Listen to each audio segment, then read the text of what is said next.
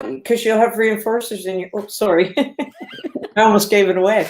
So good morning, everybody, and welcome to Drop the Leash Thursday morning Facebook Live, a little bit earlier than usual, but hey, better early than never. And so today we will be talking about how to change your dog's behavior through reinforcement. In these lives, we are always talking about behavioral change in our dogs. And sometimes when we're addressing what we think are behavioral issues, it's not always simple or straightforward. And you have to look at a lot of different aspects of your dog's life, learning, genetics, environment, breeding, all that. But sometimes it's really simple. It can be as simple in some cases, in terms of more straightforward behaviors, it can be as simple as saying, where's the value for your dog? Or getting our clients to think about where the value is for our dog. And I think you and I have found that that's not something that always just naturally pops into people's heads. Let me give you a couple of examples. You and I both, one you don't know about, one you were there for this week. So we had some conversations with a few clients this week, and these conversations are not specific to just those two people. If you're listening, please don't think we're centering you out. These are common questions I get. So scenario one, we were talking to one of our students who said that she has trouble at the dog park when she calls her dog away from the other dogs to go home, and the dog starts jumping and biting at the leash. And so I said to her, what do you do when when the dog comes back to you? What do you do? And she said, well, I put him on the leash and I take him home. And I think we discovered that she was not reinforcing. She was simply putting the dog on the leash and taking the dog home. So in that case, there was absolutely no value for the dog to come back, because when he came back, he lost access to all his buddies, ended up on a leash, getting in the car and going home. So definitely no value in that response. And so probably the biting and jumping at the leash was frustration. Hey, I came back. Expensive behavior. Here, I came back. And what are we doing? We're just getting on the leash and going home. So that's one scenario. And then the second scenario, and this is one I hear a lot. I had a really nice lady on the phone the other day with a rescue dog, a northern rescue dog, and she said, oh my gosh, my dog won't come in from the backyard when I call him. And I said, okay, pretty common problem, seems pretty normal to me. And then I did find out that it was a northern rescue. He'd never been on a leash. I don't even know if he'd ever spent that much time inside the house. It could have been feral. It could have been a dog that, kind of a street dog thing up there. And so where's the value for that dog? Well, for that dog and many of our dogs, the value is the world outside the house. That's where they live. That's their natural habitat. Way more stimulating, way more exciting than hanging out in the house with us. So where's the value for them coming into the house? Especially in most cases, when we call our dogs into the house, it's not really to do anything exciting. It's to tell them to go lie down where we go do something human, and not anything that they're going to be engaged in with us.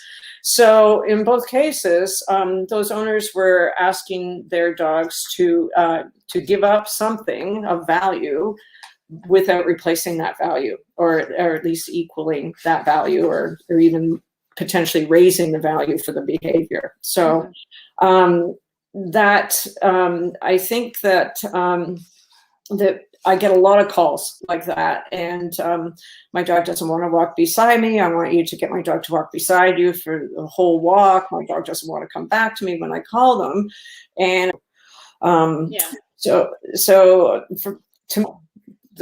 the dogs don't want to do it. We know, but I guess we have to keep thinking that it is not the common way to think about these things. So is it lack of empathy for the dogs? And empathy is just understanding the other side of things. So is it that they don't see that the dogs also have, preferences, they have needs, they have things they like, they have choices they'd like to make. And unfortunately, their choices of what they want to do is always different than our expectations of them. I don't know. No, I think that's it right there. We have expectations. You see dogs in the media, on TV. These are all like fully trained dogs that are told to do things a certain way, and they do that because it's a pattern for them. And they were probably reinforced for doing it. But we see what a dog should be. Yes. So I don't think empathy is necessarily even something that comes into play. I don't think it's even necessarily thought about that way. I think it's just we have a vision of what dogs should be, and then if our dog doesn't do it, we automatically assume we're doing something wrong, or that the dog is not a good dog, right? Yeah, I think that you and I, and hopefully many of our students, assume that we're doing something wrong. We own the issue. Yeah. But I think a lot of people think the dog is a bad dog. Dog's bad. Yeah. Yeah. Yeah. But we have a lot of clients that come in and are just like, my dog doesn't do this. And they're just, and it's not even that they want to fix it. They just feel bad. Like, I'm no good at this, or I'm, and they put it on themselves in a negative way. And it's not that either. It's just a lack of communication and understanding. Yeah, I think so. And I also think there's still that thought out there from a long time ago that dogs are still just here in our lives to do what we want them to do. That's true. And to make our lives easier. Yeah, no, that's true. That's true. So I think that's just a carry over from back, when we used to train dogs and they were just supposed to follow commands and do exactly what we needed to do and make us happy and make our life easier. Yeah. I don't know. My house, it seams to be the opposite. Yeah, I'm definitely the servant in our house. My husband tells me all the time, so, and a lot of people don't stop to think that the behaviors we want from our dogs have no intrinsic value for them whatsoever. Yeah. Like walking beside us instead of going to sniff, out in the world, and, coming back to us when they could be chasing squirrels, or, even lying on a mat for any length of time, unless the dog is tired and wants to go to sleep. A lot of people struggle to get their dogs to stay on beds and boundaries because there's absolutely nothing in it for a dog. So most of these activities have no meaning or value for the dog. So if we want them to do this stuff for us, it's up to us to create and maintain that value. Yeah. Definitely. So, humans are a little bit the same. I'm going to try and make a lot of human analogies in this one today, in that there are a lot of us out there, not me, I'm not including, there are a lot of people out there who go to jobs every day. They're not terribly invested in those jobs. Yeah. But, if the pay is right, you continue to go to the job. So there has to be an offset somewhere. There has to be an offset value somewhere to keep you performing the behaviors. Yeah. But anyway, we're not actually here today to talk about why we should reinforce dogs, although we just did. What we want to talk about today is how we do it and what we use, the value of the reinforcement. And so for the last, it's been interesting because the last, week or two down in the agility field, that has come up many times. And what we're trying to, how many times have we said to students in the last 2 weeks, what you have in your hand and how you use it really does matter to your dog. Yeah. And so people, a couple of people have said to me, do dogs really understand the value of reinforcement? Mm-hmm. Absolutely. Absolutely. I know when I went to the academy, we talked about this a lot. Gene Donaldson is always saying dogs are really good economists. They know exactly what they're getting and how they're getting. And we don't need research to back it up. We see it down in the field all the time. Dogs can absolutely know what's in your hand, the amount you're giving them, and how often you're giving it to them, and whether it's worth it for them to put out the effort for it. I think they're more accurate than the people are, for sure. Yeah, I agree 100%. Yeah. And So, I mean, anybody who wants to put that to the test, think about when you give your dog, let's say 2 treats every time they come in from being outside doing their job. They come in, they get 2 treats. Try giving them 1 treat the next time and see yeah. if they don't just stare at you waiting for the second one to drop. Exactly. Yeah. Exactly. Or in my house, you get multiple treats. Like I don't even count anymore. We have little tiny pieces of things we just throw everywhere. But yeah, you're right. They absolutely do. So first, let's look at what you've got in your hand before we go on to how we use it. And, you walk into Global or Pet Value or any of the pet stores, oh my God, there's just walls and walls and bags of treats. And I'm sure people spend so much time in pet stores looking at all those bags. And I see a lot of those bags coming to the field. And interestingly enough, when I go out in the field and, somebody's struggling to get their dog engaged with them, and I say, what do you have in your hand? And they hold out their hand, and I must be part dog. I look at it and I go, ooh, thank you very much. Like, here, look what I have. But I don't know. But I think there's a real tendency for people to think that they think that the reinforcers they're using are of value to the dog, that humans know best because we're smarter than dogs. But that's not the case. So I think a lot of the time people are quite crushed when they bring stuff to our training field and the dogs don't look at it and they're not interested. And I think they're quite discouraged about that. And so it's not their intention. I also have, we've seen a lot of people that, and there's nothing wrong with healthy treats. Rosie gets a lot of healthy treats, but sometimes that gets taken to the extreme. Yes. And you are the person to talk to about this, because I know at home, your dogs eat all the stuff you grow in your backyard. They do. Right? So they do. List some of the things they eat that you grow in your backyard. So I grow plants specifically for them to be able to reach, because they like to forage. They love beans. They love cherry tomatoes. They love little baby carrots. Penny ate a radish once and liked it. I don't know. They like Brussels sprouts. They go bonkers for Brussels sprouts, raw or cooked. I'm shaking my head and shuddering. But I would never bring any of those to the field. That was going to be my next question. What do you bring to the field? Yeah. I would train with it at home for sure. Blueberries. They love frozen blueberries too.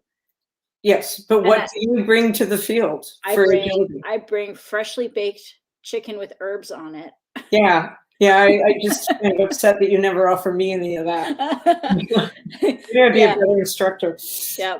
I bring that. I will sometimes bring something really special or stinky or yummy from a pet store. Yes. As a special treat. But let me ask you this: before you bring it to the field, you check out to see if your dog really does think it's yes. Yeah. Yes. Yeah. And I won't usually test it at home. I'll test it on our walk. Oh, good point. Because at home everything is exciting. Yes. Yes, exactly. Yeah. So my dogs would just go around all day licking the floors at home. Yeah, if she finds something exciting at home, I won't count that as a field food yet. I take it for a walk first. Exactly. So the number one rule is your dog gets to decide what's reinforcing. Yeah. And they're carnivores. There was something very strange at the bottom of our dog walk the other day. It was a combination of coconut and berries or something. It wasn't working. Our dogs are carnivores and they do love, we use hot dogs, we use rollover, cheese is a biggie for dogs. Is a good one. It's the one exception. There are a lot of, any meats, so that's what we find works the best, and again, if you want to put this into human terms, I was trying to think of all these analogies. So, say you and I, Celeste, say you were my boss or something, my supervisor, and I worked really hard on a big project all week, and you said, oh my God, you did such a great job for me. I'm going to take you out and buy you dinner as a reward to celebrate. And I'm really excited about that. And then we get to the restaurant and there's something I want, but you insist, since you are buying me this dinner, that you're going to get me something really great, which I'm not really terribly interested in. So me being a pathetic wimp and a polite Canadian would just sit there and eat whatever you got me, but I'd be really disappointed. It wouldn't be a reward for me at all. Right. You know, somebody else decided. So we have to stop doing that with our dogs, I think. You know, there's a lot of trainers out there, and I've read a lot of blogs where people say do taste tests. You can do taste tests. I'm not going to do a taste test for mine, but you know, take a couple of things that you think your dog likes, and you know, give them the choice, see which one they want to eat, you know, and then take the winner and put something else with that and see if there's something more of value. So you know, you can fool around at home with food to see which food your dog would choose, or how engaged they are with you. It's so obvious, you know. How can you tell it's reinforcing? Well, last Thursday, was it last Thursday? I think everybody was having trouble getting their dogs engaged in maybe it was 2 Thursdays ago, in the 7 o'clock class.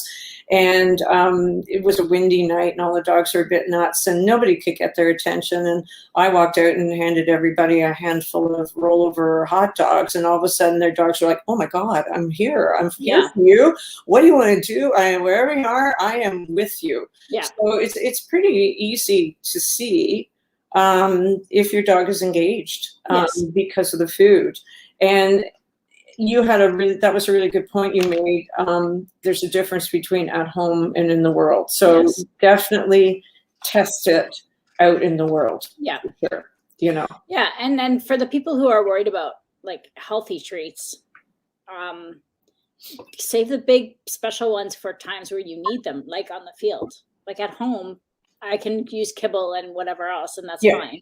Yeah. But I would never do it on the field. So my dog's not getting junk food 100% of the time because I train her every day, but she's not getting junk food every day. I save it for when I need it. Yeah, and you know, and that's not a bad thing. We eat junk food. Sorry? We eat junk food as a treat every now and then. Well, I know that people often worry about hot dogs. And I figure I've been eating hot dogs for more than upwards of 60 years of my life. I'm still here. I'm still alive. All those preservatives will keep us going. Maybe that's it. I don't know. You know, I gotta love my advanced agility students, because if somebody's out there they show up with bags. Nobody ever just comes with a little treat pouch. They show up with like bags. And if somebody's out there having an issue with their dog that night, if it's a new student or somebody can't get their dog motivated, everybody's rooting through their treat bags to find, you know, oh wait, I've got this really great thing here, or even I have. Oh wait, I've got 3 different kinds of food. So people are shoving all kinds of food at the person out on course. It's great. Because novelty is also rewarding for dogs. Yes. You know, so everybody comes with 2 or 3 things. Yeah, for sure. That's important. Yeah.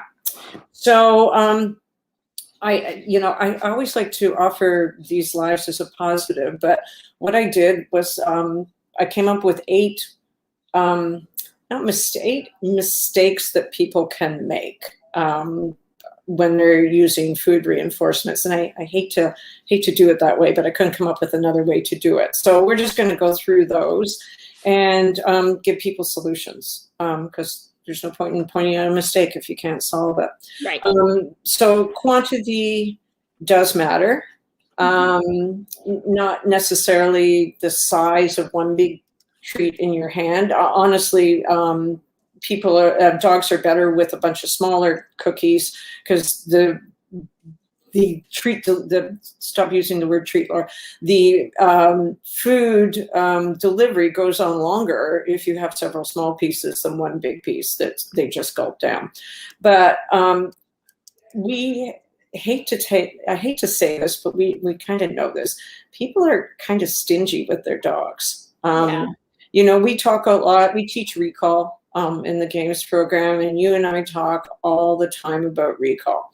You know, dogs aren't just aware of the value of their reinforcers. I think also that some behaviors are more expensive than others for dogs. Yes. Sit is cheap. Every dog learns to sit. Every dog gets a treat for sitting, but sitting is easy, unless you're Rosie, who hates to sit. It's a simple momentary behavior. And usually when you sit, you're sitting because you're asking your owner for something. You've been taught, sit. If you sit, you get this, right?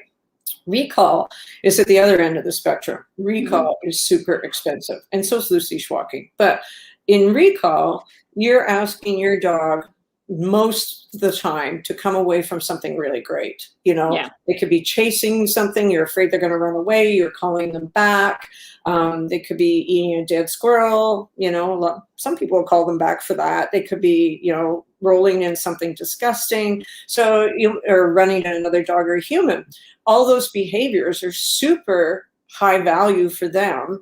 So we try and teach people that you've got to match that somehow, because if you ask your dog to come back to you from chasing something and you give them one stinky little piece of food, they're not coming back the next time. They think you're a stingy you-know-what. Yeah.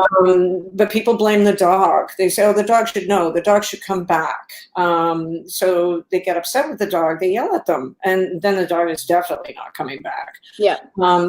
And we talk about this over and over. We say to people, lots of food, lots of food, lots of food. Even if it's little tiny pieces, throw a party, you know, play a game, throw the food, let them chase it. And what happens when we take people down to the field to practice recall, we see it over and over. Every dogs come back and everybody gives them one piece of something. And I think it's just a habit. Yeah. I think it's hard for people to understand you have to throw a party. Yeah. For that. Yeah. I think they're also shy sometimes. Yeah, but we shouldn't be shy about how many pieces you give your dog. No, but shy about the energy behind the delivery of the. Yeah, that I get. But that to me is a big thing. Yes, I get that. With the energy you're putting behind the delivery. Yeah. I think that's almost as important as the treat, I think, or the food. Yes, you and I definitely think that. But even if you don't want to, you know, we always tell everybody, you know, if you're not jumping around and you don't feel like an idiot, you're probably not, you know, energetic enough for your dog. But even if you just want to stand there and deliver food, you know, deliver more than one piece, because you and I both know, well, I know from personal experience, because years ago I used to think like this too. So I'd take Annie to the forest and Annie would come, I'd call her and she'd come running back to me and she'd grab that treat and take off again, because she knew she was only getting one thing. So she became a complete grab and go dog, you know, and that's what you get. You get grab and go dogs. Oh, there's my cookie. Sorry, gone. There's a squirrel out there calling my name. Yeah. You know? So you definitely have to pay big for that, you know. Yeah. Was it, I can't remember if it was you that told me this or something I had read about how when you're reinforcing your dog coming back on a recall, you're not really reinforcing that recall, you're building for the next one. The next one. Yeah. And that is when the dog, so when your dog doesn't come back on the recall, absolutely. So the question you should ask yourself, or instead of thinking, oh, you know, bad dog, you should know this, you know, you're being really stubborn, you're only doing what, you know, or I hear, oh, the dog only comes back to me when they feel like it, or they don't feel like it at all. Instead of saying that, what you should be thinking is, I obviously didn't provide enough value for the dog in the previous recall to want to come back this time. So how can I bump it up for the next one? So everybody should always be thinking in multiple recalls. You know, oh, what did I do wrong before this? Did I provide enough? And what do I do to fix the next one? Yeah, you're right. Totally. So, you know, it's the same. It's the same with people, you know, no matter how much you love your job, are you willing to work for less than you think you're worth? Are you willing to work for less? Is the value of what you're being paid equal the effort you're putting into your job? So, you know, if you're working really hard, are you getting paid enough? Or do you feel you're being underpaid? And people who feel they're underpaid, how committed are they to doing the job? You know? So it's the same thing. You want to be paid fair value for what you do. So, you know, and people say, well, you know, we need to, it's not the same because we need to make money in order to have a decent life. Dogs are just eating food, but to a dog, food keeps them alive. Yeah. Food is a primary reinforcer. They're not looking at the bag in your hand going, oh my God, she bought the $15.95 liver treats. Wow. You know, they're just going, food. I just need food, because for 30,000 years, all they did was work to find food. So they still think they should work to find food. So Right. we're just tapping into that. And, you know, there are people that you're, not only do they want to feed their dog healthy food, they're worried about their dog being overweight. And I was talking to somebody on a Zoom last night about that, because she has a lab. And it's a fair concern. Yeah, no kidding, eh? Well, we even remember for a couple of weeks there, Rosie was doing all those demo classes, and Rosie put on weight. But, you know, for me, and this is just me personally, working with my dogs on those expensive behaviors trumps diet sometimes. Yes. So a recall could save my dog's life. Mhm. You know, even not running out the door and chasing something out the door in our house is a big thing. That could save their life. So on the day, or I need Rosie in the field, you know, some days it's the demo dog. So I just feed them less dinner that night. If you feed them healthy treats that are high value, you can feed them less dinner. So, you know, Rosie gets those Ziwi peaks as treats, because those are those can replace, well, they are dinner, except no one can afford to feed them. So that's what she gets that day. So, you know, it's not as though you are going to, well, I won't get into that. It's just, I think that training certain behaviors is more important than having to cut back a little bit on their dinner that night. Yeah. And I mean, the behaviors that you're working on, those high value behaviors that you'd use junkier food for, you're not doing it hours and hours every day. No. So you're in the long run, it's like, is it really damaging that much to do it, you know, for those little chunks of time? And yeah, the value is super important. So Yes. My neighbor across the road, not the current one who comes to us, the previous one, her dog was killed on the road because she didn't have a recall. The dog got out, ran up the hill, and on this road, I'm surprised anything survives. It was immediately killed out in the road because it didn't have a recall. That's you know, that's a safety thing for your dog. I don't care. I don't care how much I pay for a recall. Yeah, no, I agree with that. Yeah. Okay. So number 2 is starting to space your reinforcers too far apart time-wise. And so what you end up with is a lower rate of reinforcement. Right. So mat work is a good example of that. You know, people go for duration over distraction right away. People want, oh my God, how long can I get my dog to stay on this mat? So people, and I remember I was taught that way years and years ago when I went to obedience class, go home and work on duration. So, you know, you'd stand there and count 30 seconds. And, you know, we'd all be focused on building this duration way too soon.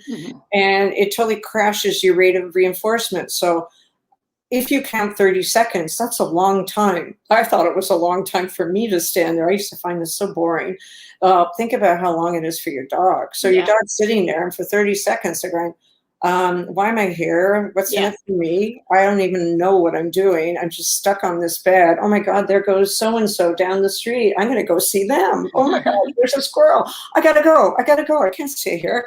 So it really does crash your rate of reinforcement. And the dog gets off and wanders away or runs away. What you really want to do is magnetize the dog to the bed with a high rate of reinforcement, which builds value for the bed. So they get on the bed, they think, oh my gosh, every so many seconds, I'm going to get a piece of food. And you can be working on distractions. So you can be stepping around, moving, stepping in, stepping out. So it's like step back, step in, feed, step back, step in, feed. You know, when I went to the academy, they're a pretty traditional program, but obviously very good program. We were taught that the optimum rate of reinforcement for a dog when they're first learning a skill is 15 reinforcers per minute, which works out to every 4 seconds, 15 to 20 reinforcers. So it works out to every 3 to 4 seconds. And I think a lot of people would be shocked if they heard that they were supposed to reinforce their dog every 3 to 4 seconds for something. But you and I both know that if you do that with your dog, while you're building that resistance to distractions with that high rate of reinforcement, you're also building duration on the mat too. Yeah. Dogs on the mat, they just don't realize they're on it for that long. And the value transfers to the mat. The more you reinforce in the beginning, the faster you build value for, say, the mat. So we know that Rosie thinks nothing of going to her bed in the field or in the arena, because she thinks the bed obviously predicts high rates of reinforcement for her. Yeah. And I am having issues with her in class right now because I am not, as the instructor, not finding, I have crashed her rate of reinforcement in a super exciting situation, which is the worst thing I could do. You know, she's having to deal with like people flinging food everywhere, dogs running everywhere, and I'm not there to build the value for dealing with all those distractions. So I know that I just don't know what to do about it, but I know that's the issue right now. Yeah. So that's a big one. So number 3, people stop feeding too soon in the process. Yeah, absolutely. You know, and agility is in the last 2 weeks has been a good example of that, because we have this huge distance course out there and people want to build distance for their dogs. And so we were using, so last week I said, let's break all this up. Let's use the targets. Let's put food on the targets, throw food ahead while you're running the dog. And people were getting good results with that. Mm-hmm. This week, less than 50% of my students came back and used food on the course for distance. Mm-hmm. And so everybody, not everybody, but a lot of people ended up running that big course again. Yeah. Which was much harder for them. And I don't know why. Maybe it was because I didn't suggest it, but I thought, okay, you guys kind of see how effective it is to reinforce your dog ahead of you, how you can get your arm signal, your verbal cue in, and it's really effective. But the rate of compliance on that dropped drastically this week. Yeah, that's interesting. So is that because people think, okay, they did it last week, maybe they should do it this week without the food? I don't know. I'm still reinforcing my guys for distance out there. You know, I think that sometimes it's when you have a dog that you've been working with for a while, so not a puppy, but a dog that knows what they're doing, you tend to forget that new things are still new to them. Yeah, maybe. Yeah. Right. And also, from a science point of view, if you stop reinforcing, behavior might maintain, but if you stop reinforcing, it tends to go down. Yeah, and that's what you're seeing with Rosie in the bed. Yeah, and yeah, exactly. I totally screwed up there. And distance is always also hard for dogs. Yes. It is tough. It is tough for dogs. So maybe people just don't realize how long you have to keep reinforcing. You know, but you do. Like I still, as I said, go down, work my dogs and reinforce them for doing distance. Yeah. You know, instead of running the whole course, we do distance on single obstacles and reinforce.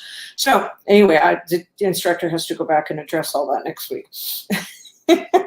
I'll take the hit on that one. Maybe they're all listening. Maybe next week will be great. I know, Celeste. Maybe I stopped reinforcing my students too soon for using food on distance targets. You know what? That's That is a possibility. Because I'm people willing to like that too, right? People like to know that they're Yeah. doing a good job and that, yes, this is it. This is the And progress you're seeing. And yeah, and maybe I should have mentioned that this week. So I'll take the hit on that one too.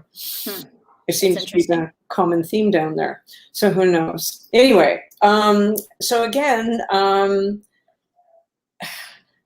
the next one is people believing their dog will work for anything, so they don't have to provide anything special or anything of higher value. You know, there's a lot of people, again, in the agility program or in the games as well, that say, well, my dogs will work for anything. yeah, And you know what? I might be one of those, because I'm always joking around that my dogs will work for rolled up dirt. Anything that moves, my dogs often work for, because they love to chase. But at the same time, if I'm asking them for more effort in a situation, I always carry high value with me. And definitely for the distance drills in agility, if I'm working the singles, certainly out in the forest, I've always got a cheese tube, because my guys have amazing recalls around here. But, you know, I'm sure we were on a coyote scent trail yesterday. And so I was happy I had my cheese tube to turn them, to bring them back. You know, Annie, we're taking Annie away on holidays next week for a couple of days. Annie hasn't been off the farm in God knows how many years, except to go to the vet and have surgery. So I'll have kibble, but I'm also going to have many cheese tubes on hand, because I think she's going to blow her brains out.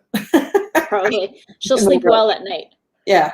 So, you know, if you want your dog to put the extra effort in, and again, the distance targets on the field, you need to provide them with something extra. And I did notice that the week we used them, there wasn't a lot of high value stuff going on to those targets. There were the cookies, like the cookies that we throw, and some small stuff. So maybe I need to talk to everybody about the higher value there too. You know, it's not just the target. We should make it a homework assignment, that taster board thing. Yeah, exactly. And you know, I've also seen people who want to take the food off the targets too soon out there, thinking the dog should just drive to the target. But it takes a while to build value for a target. You have to feed a lot, and you have to keep going for a long time on that. So, so, you know, and again, it's the same with humans. You know, if your boss is going to ask you to do, maybe if your boss is going to ask you to work on a weekend, something that's going to take more time and effort on your part, you might say yes, but you'd be certainly hoping for some sort of big bonus in your paycheck. You know, so dogs are no different than us. This one I like, and this one is not often considered.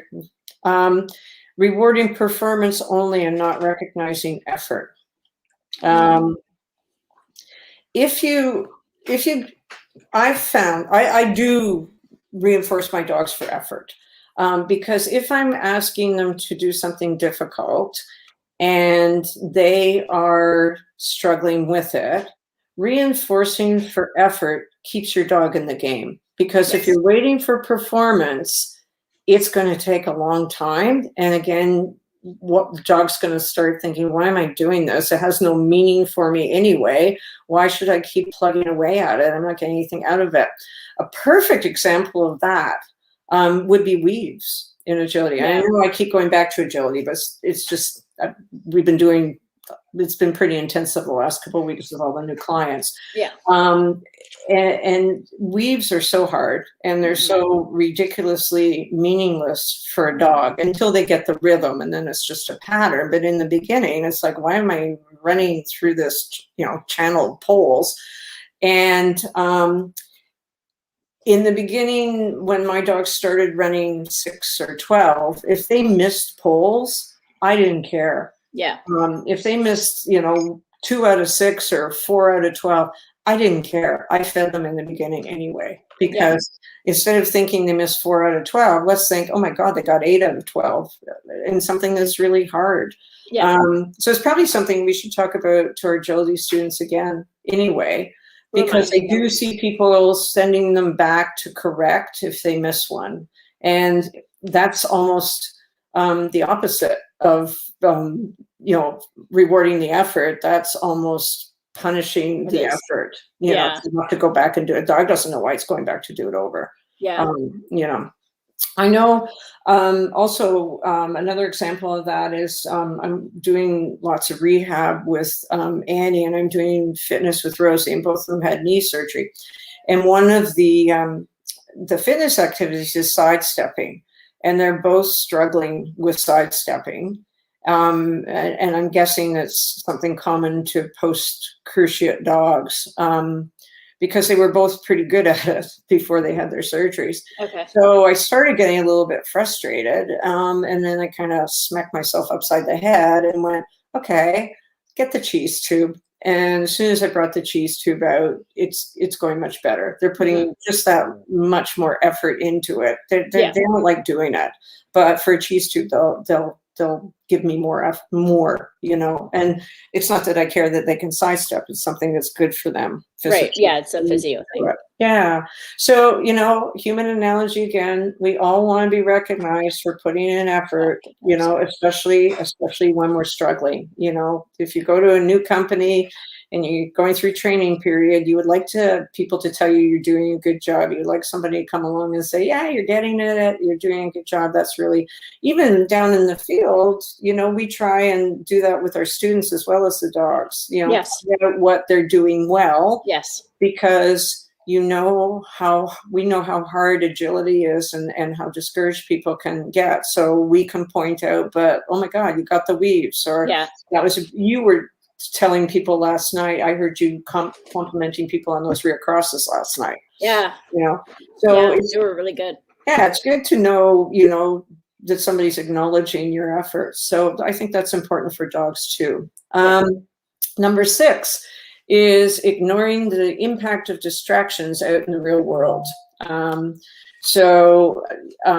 you said, Celeste, you test your reinforcers out in the world, because out in the world, you are competing with everything in the environment. The smells, the other animals, everything out there in the world. It's like Disneyland. And it takes a lot of effort on the part of the dog to pay attention to us. So because it's so hard for them to pay attention to us, it's not even a question of they're choosing not to pay attention to us, or they're deciding they're not going to pay attention to us. It's like taking your kid to Disney. I always use this stupid analogy. It's like taking your kid to Disneyland and handing them a math book, and while they're standing in line for the first ride, like, they can't focus. They probably can't even focus on what you're talking about or talking to them. So we have to have something that catches their attention and acknowledges that effort. Something that's more noticeable, something that's more valuable to get them back. And we did see that when we upped everybody's reinforcers down the agility field that night. It was like a complete change in all the dogs, And a funny thing that I noticed in that scenario on that night was, as soon as the dogs were more engaged because of the food, the people started becoming more engaged. And that is also reinforcing. Well, that's interesting. And we didn't have to give them food. No, they just were happy that their dogs were paying attention all of a sudden. Yeah, I think they were getting a little discouraged. They were. They were. So it was so much fun just to hand everybody something else, see the difference. But it's again, human analogy. So, we're doing that weekend project, and it's pulling you away from other activities that you wanted to do. But if you're going to get like a big bonus for it at the end, you can be thinking, oh my God, that's going to pay for a holiday, or I can buy myself a heated parka for the winter.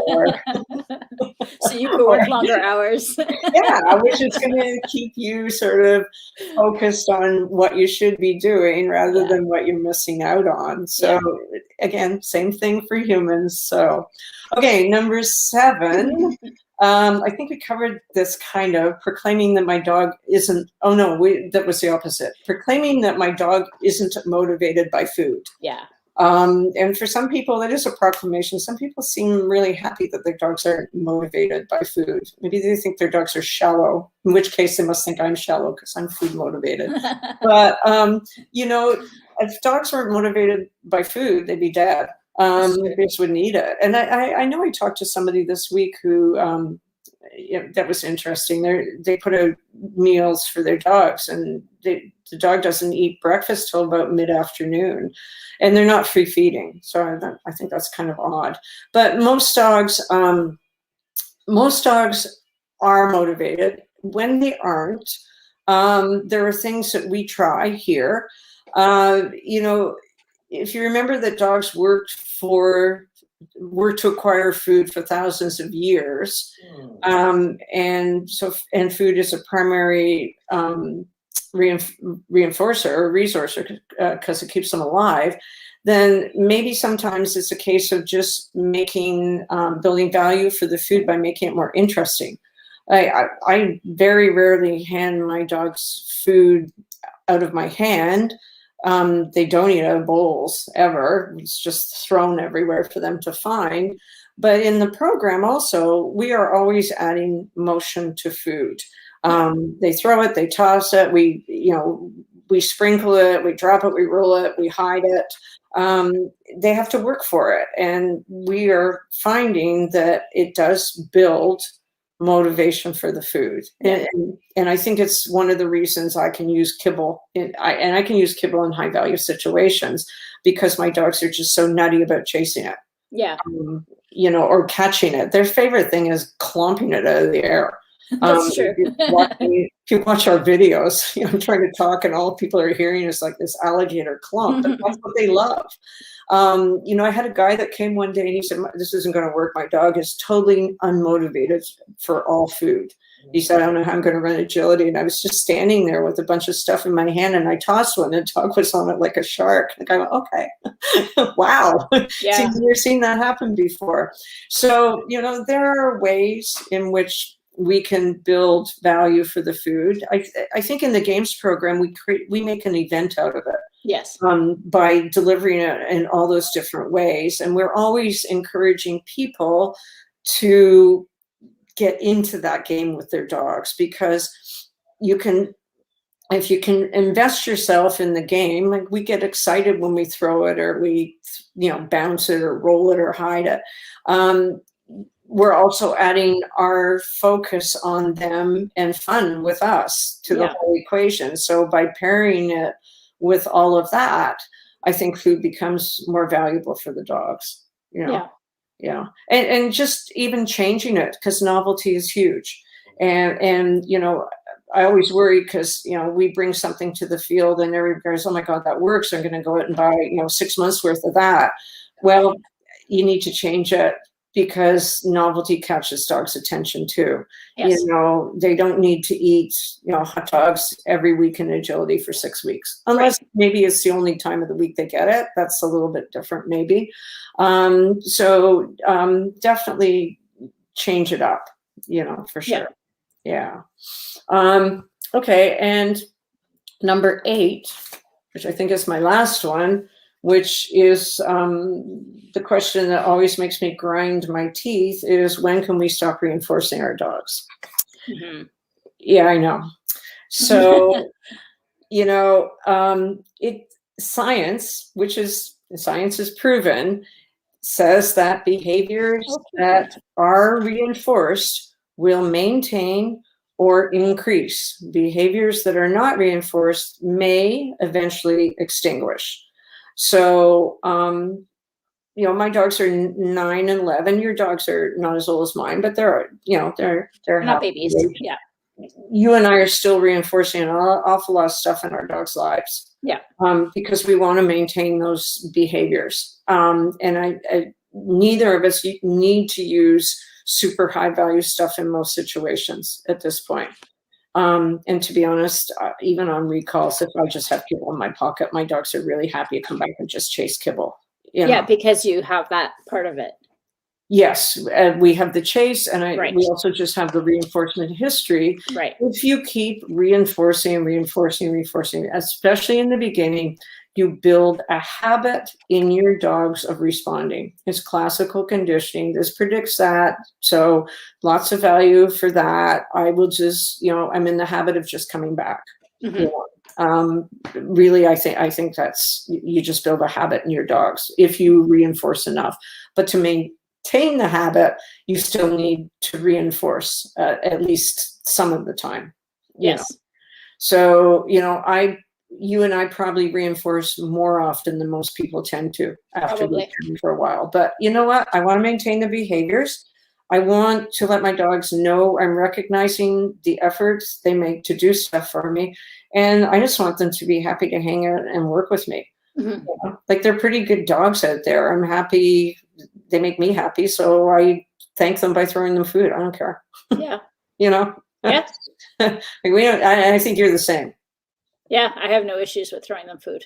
Yeah. And when people say, oh, but, we should stop at some point, and the argument is just my favorite. The argument always is, they have learned the behavior, they can do the behavior, so I shouldn't have to feed them anymore. Right. And so I say, well, okay, so you have a new job, you got a new company, you've worked there for 6 months, you've learned all the skills, you've become very proficient, and you've become good at your job. So what are you going to say when your boss comes through the door and says, this is fantastic, we'd like to keep you on as a permanent employee, but because you've learned everything we need you to know, we don't think we should have to pay you for this job. Yeah. It's beyond ridiculous. Yeah. It's so ridiculous. People just look at me going, what are you talking about? But that's what we're saying to our dogs. We've learned the job, so we should stop paying you for it. Like, it doesn't make any sense to me at all. But that's the way, so that's always my argument.